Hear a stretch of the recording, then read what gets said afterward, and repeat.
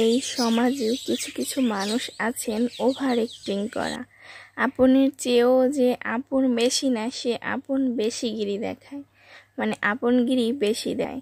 আমাদের এই সমাজের মানুষগুলো এমন কেন বুঝি না। আসসালামু আলাইকুম এভরিওয়ান, কেমন আছেন সবাই? আশা করি সবাই ভালো আছেন, আল্লাহর রহমতে আমরাও ভালো আছি। ওই যে চিচি পোকাটা দেখতে পাচ্ছেন, উনি সারা দিন কান ঝালাপালা করে ফেলে। এখন মন চায় যে ওনার কানের কাছে দুইটা পেয়ার বক্স ছাইড়া দিই, কেমন লাগে একটু শোন। এই তো এরপরে আমরা পুকুরে মাছ ধরেছিলাম, তো ওই অল্প কয়টাই মাছ পেয়েছি, ওই মাছটাই আজকে রান্না করব। এর জন্য ছাই মেখে কেটে নিয়েছিল, ওই মাছগুলোই রান্না করব আর বরবটি আলু দিয়ে ভাজি করব। এই তো বরবটি আর আলু ভাজা রান্না শুরু করে দিয়েছিলাম আর আপনাদের সাথে কথা বলতেছি। আমার এই ভিডিওটা রমজান মাসের, যখন রোজা ছিল তো বিকালের রান্নাবান্না, এর জন্য রান্নাবান্না করে নিচ্ছিলাম। আর এই যে বললাম না, কিছু কিছু মানুষ আছেন যে ওভার অ্যাক্টিং করে, আপনাকে ভালোবাসে না মন থেকে, মানে আপনার স্বার্থের জন্য ভালোবাসে।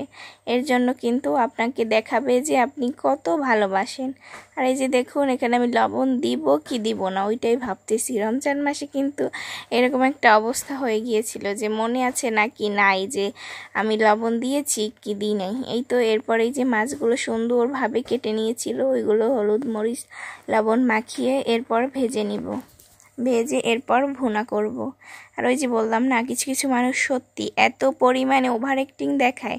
কিছু কিছু ছেলের বউরা শ্বশুরবাড়ির মানুষদের এত মাতব্বরি করে যে শ্বশুর শাশুড়ি আপনার কিছুই বোঝে না, সেই বোঝে, সে সব কিছু করবে, সব কিছু বুঝিয়ে শুনিয়ে দেবে এবং এত পরিমাণে ভালোবাসে শ্বশুরবাড়ির মানুষদের, মানে তাদের সম্পদের জন্য, সম্পদগুলো একদম হাসিল করতে চায়। এর জন্য খুবই ভালোবাসে, যে এত ভালো আর কেউ বাসে না। সে তার নিজের বাবার বাড়ির মানুষদেরও অতটা ভালোবাসে না বা ভালোবাসা দেখায় না। কিছু কিছু মানুষ আছে টাকা পয়সা থাকলেও তাদের খুব লোভ থাকে।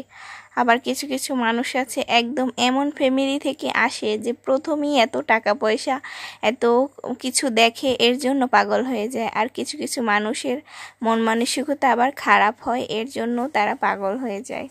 মানে নিজের আপন মানুষ রেখেও কিন্তু মানে পরের বাড়ির মানুষদের জন্য এত পরিমাণে মায়া দেখায়, ভাইরে ভাই, যা বলে বোঝানো যাবে না।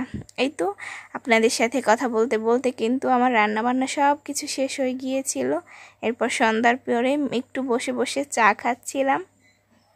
চা খেতে খেতে আজকে আপনাদের কাছ থেকে বিদায় নিয়ে নিব। এরপর একটু বাইরে গিয়েছিলাম, এই বেলি সুন্দরীর সাথে দেখা। আজকে এই পর্যন্তই, সবাই ভালো থাকবেন, আল্লাহ হাফেজ।